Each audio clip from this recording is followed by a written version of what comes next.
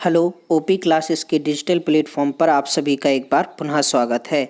आज हम लोगों को पढ़ने हैं 2 अगस्त 2020 के मोस्ट एक्सपेक्टेड करंट अफेयर्स। तो चलिए शुरू करते हैं और देखते हैं अपना आज का पहला प्रश्न। पहला प्रश्न है, हाल ही में किसने चीन से आयात होने वाले कलर टेलीविज़न के आयात पर रोक लगा दी है? तो हाल ही में केंद्र सरकार ने चीन से आयात होने वाले कलर टेलीविज़न के आयात पर रोक लगा दी है। चीन तथा भारत के बीच चल रहे तनाव को देखते हुए केंद्र सरकार ने यह फैसला लिया है, जिससे कि चीन आर्थिक रूप से कमजोर हो, जबकि भारतीय सरकार का तर्क यह है कि वह घरेलू उत्पाद को बढ़ावा देना चाहता है। हाल ही में चीन और भारत के बीच LAC यानी लाइन ऑफ एक्चुअल कंट्रोल पर तनाव जारी है, जिसके तहत भारत सरकार ने इसके पहले 106 चीनी ऐप प्रतिबंधित किए थे। अगर बात की जाए चीन की, तो चीन की राजधानी है बीजिंग तथा मुद्रा है युआन। चीन में लगभग 18.2% बौद्ध धर्म के अनुयायी रहते हैं, जिनकी अगर जनसंख्या निकाली जाए तो 24.4 करोड़ बौद्ध अनुयायी हैं। चीन की शुरुआत अगर मानी जाती है तो वो मानी जाती है 220 से 206 BC के मध्य, जब एक किन राजवंश ने चीन की स्थापना की थी। वर्तमान में चीन के राष्ट्रपति हैं शी जिनपिंग, जबकि प्रधानमंत्री हैं यहाँ के ली केकियांग। कौन है? Li Keqiang. चलिए देखते हैं हमारा आज का दूसरा प्रश्न। दूसरा प्रश्न है, भारत और यूरोपीय संघ के बीच आने वाले कितने वर्षों में वैज्ञानिक और तकनीकी सहयोग को मजबूत करने के उद्देश्य से समझौते का नवीनीकरण हुआ है? तो हाल ही में भारत और यूरोपीय संघ के बीच अगले 5 वर्षों के भीतर वैज्ञानिक और तकनीकी सहयोग को मजबूत करने के उद्देश्य से समझौते का नवीनीकरण हुआ है। इस समझौते पर सबसे पहले 2001 में हस्ताक्षर किए गए थे, फिर इसका नवीनीकरण 2007 तथा 2015 में किया गया है। अगर बात की जाए यूरोपीय संघ की, तो यूरोपीय संघ की स्थापना हुई थी 1993 में, जिसमें वर्तमान में 27 देश शामिल हैं। कितने? 27 देश। चलिए देखते हैं हमारा आज का अगला प्रश्न क्या है। अगला प्रश्न है, ऊर्जा मंत्री RK सिंह ने हाल ही में कितने मेगावाट क्षमता की पवन ऊर्जा परियोजना देश को समर्पित की है? तो हाल ही में ऊर्जा मंत्री RK सिंह ने 800 मेगावाट की, कितनी? 800 मेगावाट की पवन ऊर्जा परियोजना देश को समर्पित की है। यह जो संयंत्र है वो सिंगापुर की सेम्बकॉर्प, कौन सी कंपनी? सेम्बकॉर्प स्थापित कर रही है। चलिए देखते हैं हमारा आज का अगला चौथा प्रश्न। चौथा प्रश्न है, इनमें से किस कांग्रेस कमेटी ने महात्मा गांधी तथा मार्टिन लूथर किंग जूनियर की विरासत को बढ़ावा देने का बिल पास किया है? तो हाल ही में अमेरिकी कांग्रेस कमेटी ने महात्मा गांधी तथा मार्टिन लूथर किंग जूनियर की विरासत को बढ़ावा देने की बात की है। अगर बात की जाए मार्टिन लूथर किंग, किनकी? मार्टिन लूथर किंग जूनियर की, तो वो अमेरिका के गांधी कहलाते हैं। इन्होंने पादरी आंदोलन चलाया था तथा सबसे पहले इन्होंने बसों में होने वाले काले तथा गोरे रंग के व्यक्तियों के भेदभाव को मिटाने के लिए कुल 381 दिनों का एक आंदोलन किया था।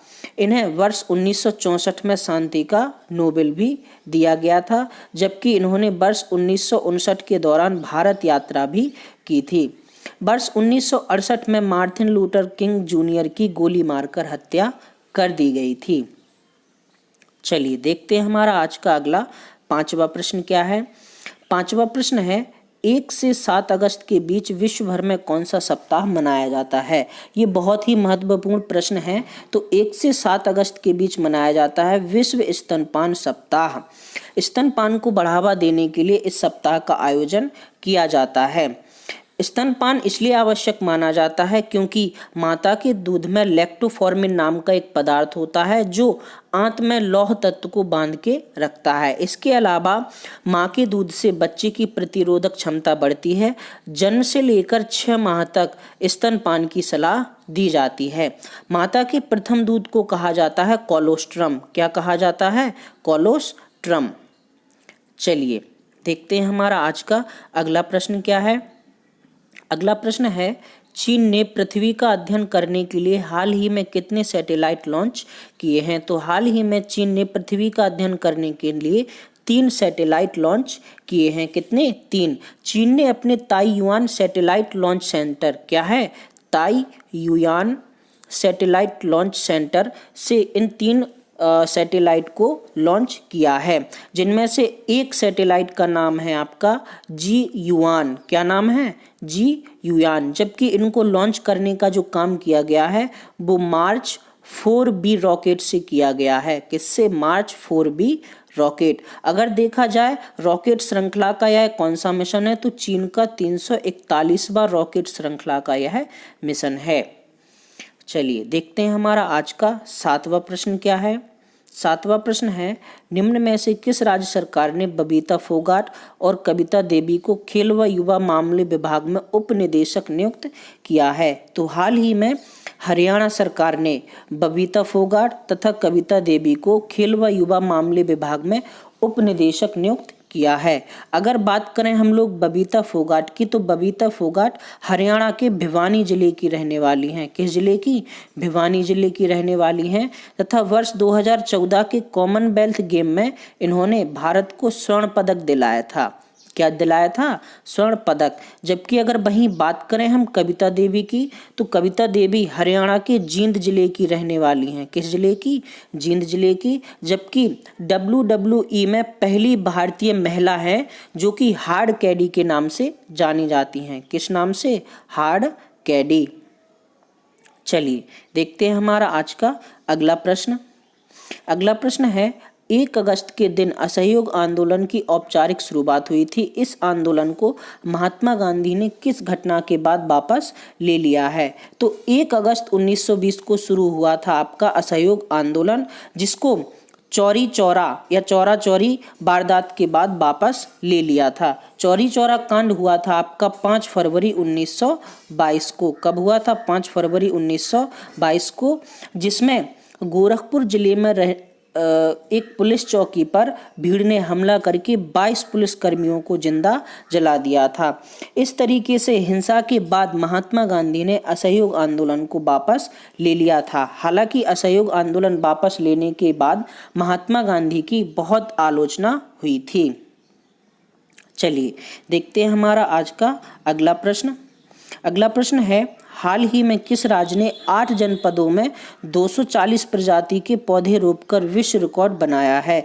तो हाल ही में यूपी सरकार ने या यूपी राज्य ने 240 प्रजाति के पौधे रोपकर विश्व रिकॉर्ड बनाया है, जिसे गिनीज ऑफ वर्ल्ड रिकॉर्ड में शामिल किया गया। अगर बात की जाए उत्तर प्रदेश की, तो उत्तर प्रदेश की सीएम है वर्तमान में योगी आदित्यनाथ, जबकि राज्यपाल है आनंदीबेन पटेल। चलिए देखते हैं हमारा आज का अगला और अंतिम प्रश्न।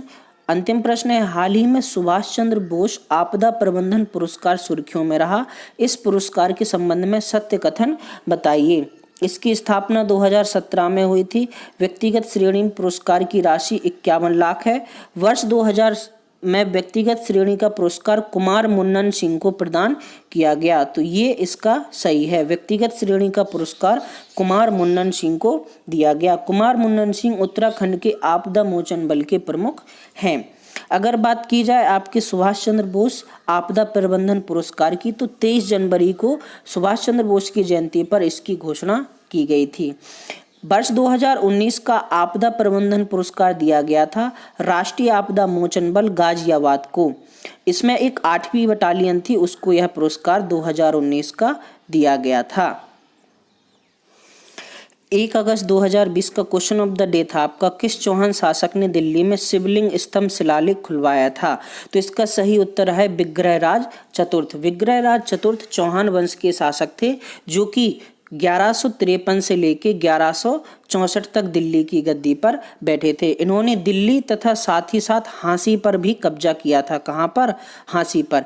इसी के सम्मान में सोमदेव ने ललित विग्रहराज नाटक की रचना की थी। सही उत्तर देने वालों में मात्र एक छात्र ने सही उत्तर दिया है, अनुराग बादल ने।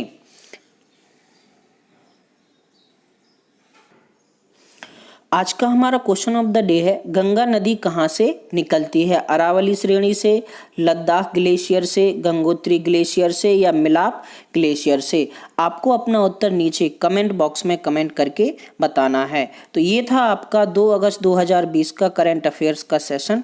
आज के लिए इतना ही, धन्यवाद।